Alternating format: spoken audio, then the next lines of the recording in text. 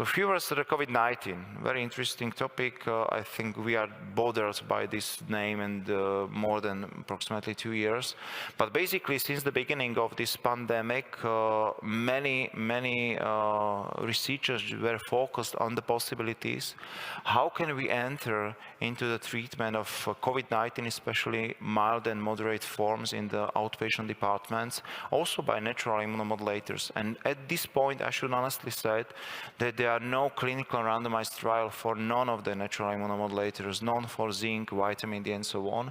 But basically, there are some data and some trials.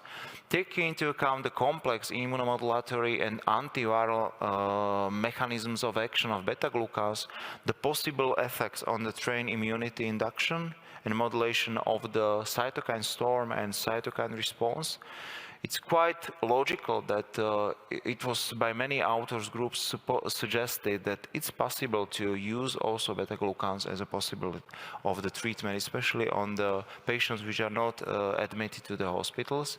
Currently, we also published several studies about the COVID-19. We are using also in our hospitalized patient the higher dosage of beta-glucans together with some other natural immunomodulators. And currently, these are the pediatric guidelines for the management of COVID-19 in the outpatient department for children and adolescents, and beta-glucans are one of the recommended and listed possibilities how can you prevent.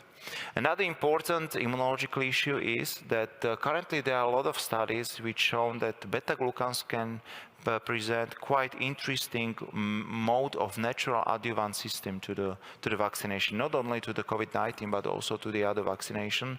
There are some studies with vaccination with flu, with pneumococcal infections, that adding the natural immunomodulators during the vaccination can improve the post-vaccination response.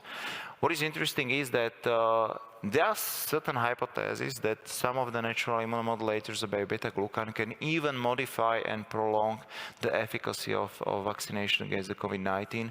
And of course, we should take into account still the issue of trained immunity induction.